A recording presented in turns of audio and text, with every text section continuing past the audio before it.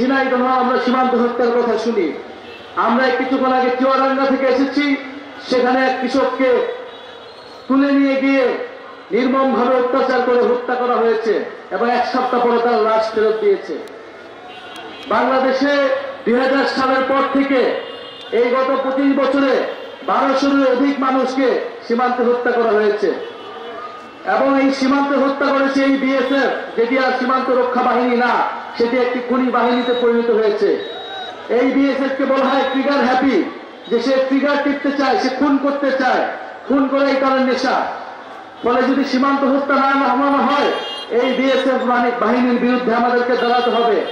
এই বিএসএফ বাহিনী একটি মানবাধিকার বিরোধী সংগঠন। ফলে অবিলম্বে ভারত সরকারকে বলবো, সীমান্ত রক্ষা বাহিনীর মনস্তত্ব পরিবর্তন করুন, বাংলাদেশের মানুষের সাথে মর্যাদার সাথে আচরণ করুক। আমরা সীমান্ত হত্যা মেনে নেব না।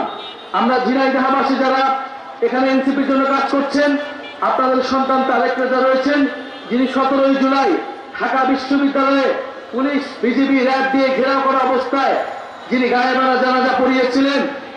এই যারা শহীদ হয়েছিলেন 6 জন, সেই 6 জন শহীদের প্রথম গায়েবানা জানাজা ঢাকায় পড়িয়েছিলেন আপনাদের সন্তান তারেক রেজা। যেই গায়েবানা জানাজা, যেই কফিন মিছিলে পুলিশ, র্যাব, বিজিবি আক্রমণ করেছিল, আপনাদের সেই সন্তান ঝিনাইদহের জন্য কাজ করতে চায়।